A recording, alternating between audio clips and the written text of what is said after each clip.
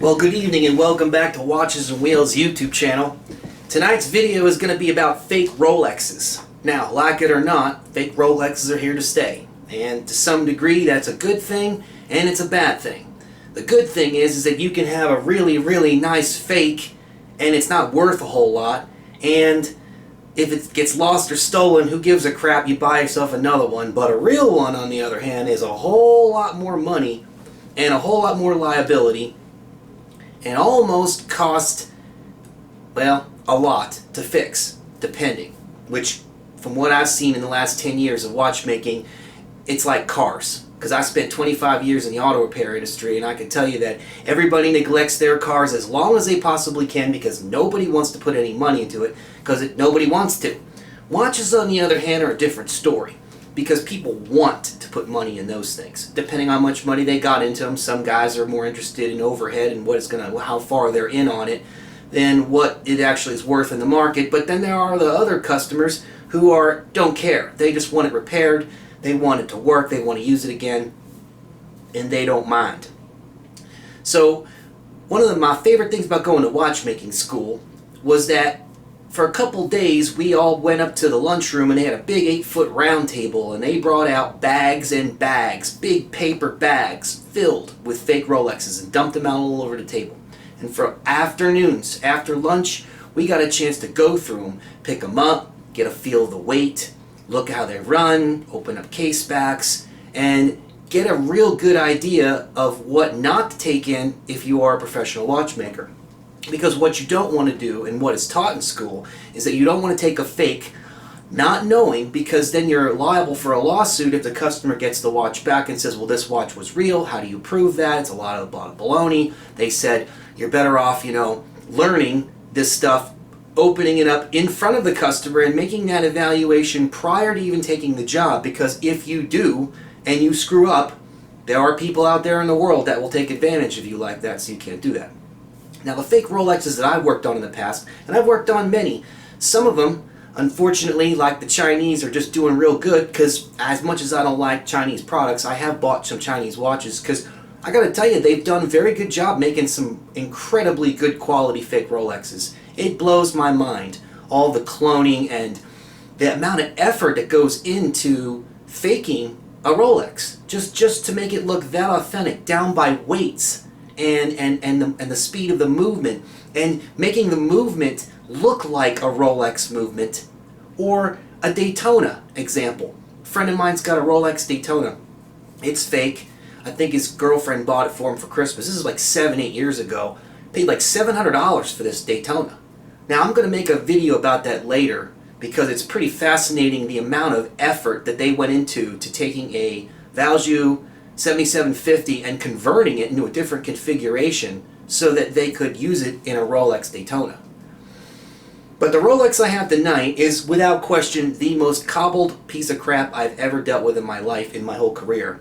And I gotta tell you, at least 80% of my work is going and unscrewing, uneffing everything that somebody was in there before me, because up to 10 years ago, the average age of a professional trained watchmaker was between 58 and 65 years old. And that was 10 years ago with those statistics.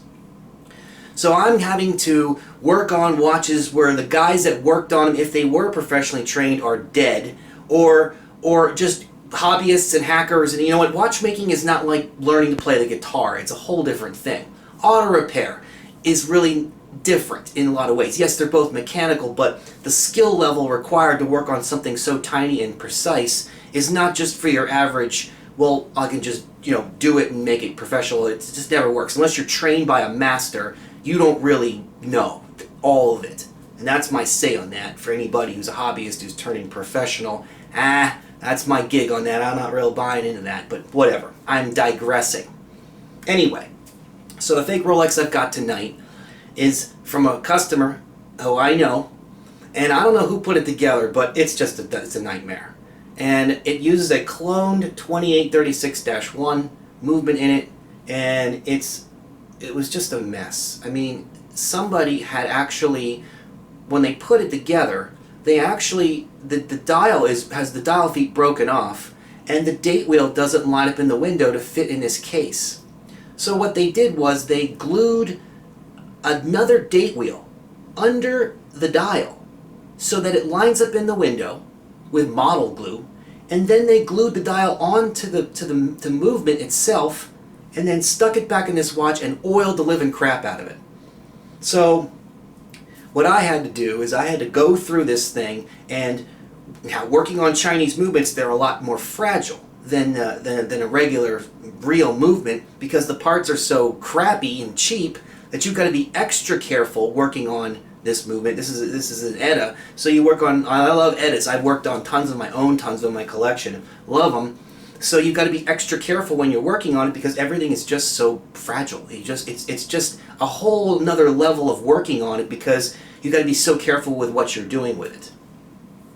So finding broken parts, having to clean the whole thing, and it just massive amounts of oil and dirt. And in a very short bit, I'm going to take you over to my studio, and I'm going to show you this watch. Now, it does run 28.8, which is the speed of a Rolex movement, and so you really can't tell visually looking at it, but the dial just gives it away. So it's not something you're going to just walk around and you're like, yeah, and then like, look at my real Rolex, this is awesome. No, it's not.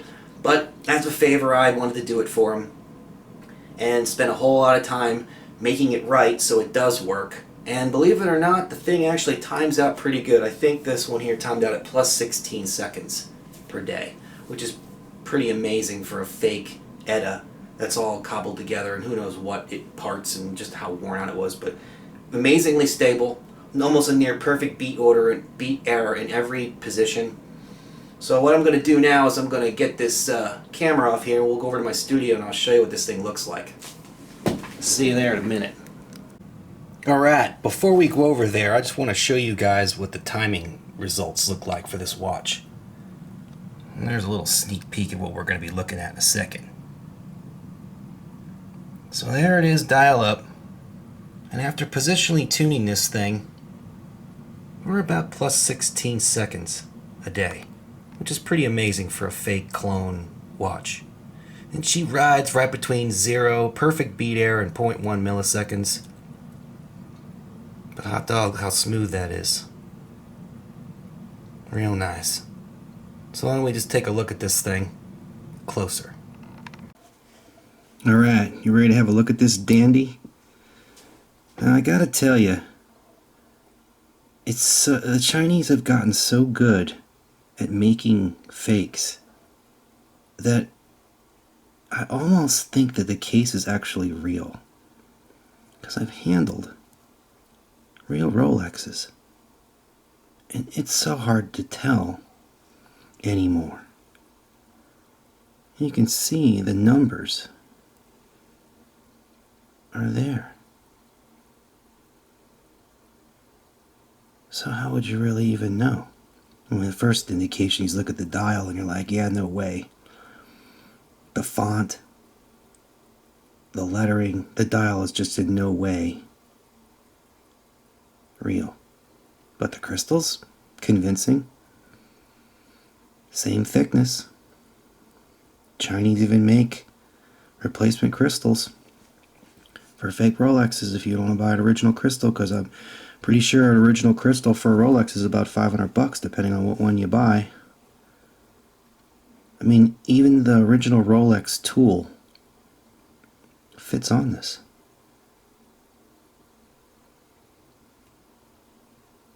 Crown looks legit. I mean, at a glance, it'd be hard to tell to a person that wasn't professionally trained. You really couldn't tell.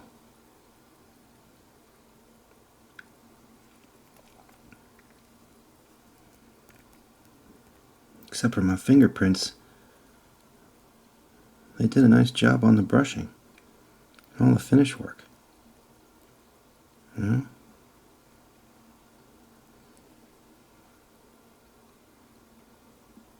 I don't even think the lume glows. But I got that dial centered on there. That's right on the money. You know, of all the watches I've ever done in my career, this is the first watch that I did not sign with my name. And strictly because in the future, I don't want someone in, say, 10 years or 50 years to open this up and go, 31 jewels, Brian Leiser. Oh, what a hack job he did. No. No. Because if I'm going to build a good one, if I'm going to build a really good quality fake, believe me, I'm not going to use these parts. This is a watch that's using cloned Chinese parts. I saw this dial on eBay years ago out of Egypt, and I had to have it. The dial was just so incredibly beautiful. I love the machine work. I love the facets on each of the hour markers. I love the gold stones. So what I did was I bought the dial, and then I had to find a case that would fit, and then you can buy these cases on eBay. Cheap. This is a brand new watch. This is a watch that I built brand new. I never wore it. I just put it away. It's using an ETA 20, I believe it's the same caliber that's in that fake Rolex. Brand new. I wanted the gold one because this case, fake Rolex case, has a window so you can see the movement. They even put the little numbers, look at that, on the end links. You know what I mean? It looks like a Rolex bracelet. But one thing I did differently is that this dial has the date wheel at the 6th position. So what I wanted to do was I wanted to put a black date wheel in there. A fuzzy stuck to my fingernail, dang it. Let me get this thing off. There we go. So instead of using a white one, I used a black one. And I just took the bezel off and turned the crystal to the 6 o'clock position. Which looks kind of, I don't know. You love it, you hate it. I think this is 32 millimeters, this is 34 millimeters. But you get the idea. You know? Both running at 28.8. Well, this same movement, this is actually a real ETA, not a Chinese clone. I was specific about that when I bought it. I didn't want to buy a Chinese movement. I wanted to buy the real deal. And like I was showing you earlier on this bracelet, I mean, they even made the end links. They even numbered the end links. So, you know, what do you do with that? How do you know? You weigh it? I mean, you could tell by feel it's not a genuine bracelet, but it's almost impossible to tell. It really is. I mean, they are that good at faking, making clone, making not stuff that's not real. In fact, it's so good that it fits right on a Rolex. You can have a real Rolex head and buy a fake band and literally put it on your Rolex, and it fits pretty darn good. I've seen some Daytona bracelets that were pretty impressive. You know? So that's that for that. So hope you guys have a nice evening, and thanks for stopping by.